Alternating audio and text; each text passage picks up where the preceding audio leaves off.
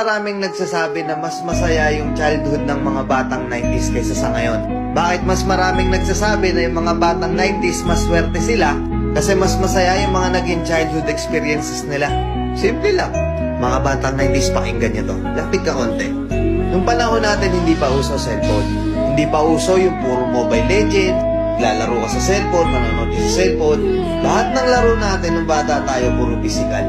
Naalala mo pa ba yung lalabas ka sa hapon para lang makipaglaro sa mga kaibigan mo? Yung tipong nababadtrip ka na kasi nabuburot ka na sa laro. Pero tuloy ka pa rin kasi masaya ka makipaglaro sa kanila. Yung tipong lalabas ka ng alas 3 ng hapon hanggang alas 6, hindi ka na pwedeng magpagabi kasi mapapalo ka. Pero yung maiksing oras na yun para makapaglaro ka, pakiramdam mo ang haba-haba na. Naalala mo pa ba? Pag galing mo sa eskwela, madaling-madali ka kasi may papanoorin ka pa.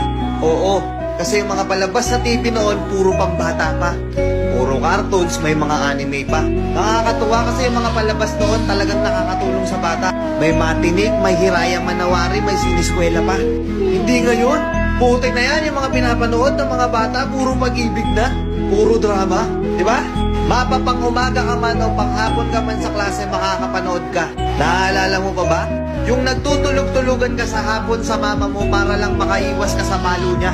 O teka, naririnig mo ba yun? Oo, paulan na. Gigising ka ng madaling araw, nag-aabang ka ng balita. Gantong umuulan na, sana walang pasok. Yung tipong kahit hindi pa nag-a-announce sa balita, pag lumakas yung ulan ng ganyan, anak, huwag ka nang pumasok. Manood ka na lang sa TV ha. Makikipagtampisaw ka sa ulan kasama ibang mga bata. Nakakamiss yung mga panahong wala ka pang pinoproblema. Nakakamiss yung mga panahong wala ka pang responsibilidad at obligasyon. Nakakamiss yung mga panahon nung ikaw ay bata pa. Pero napapansin ko, bakit hindi ko na nakikita yung mga ganong klaseng bata? Sa tuwing lumalabas ako, napapansin ko napakatahimik na ng iskinita. Hapon na, oras na ng paglalaro nila. Pero bakit ganon wala ng mga bata? Nasa na sila? Napokus na sa kaka-cellphone.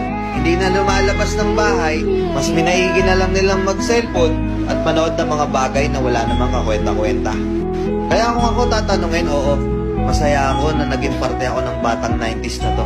Kahit isa rin ako dun sa mga batang napapalo dahil sa sobrang kakulitan ko, hindi ko pinagsisihan yung mga memories ng mga panahong masaya pa akong nakikipaglaro sa mga kaibigan ko. At alam kong ganun din kayo.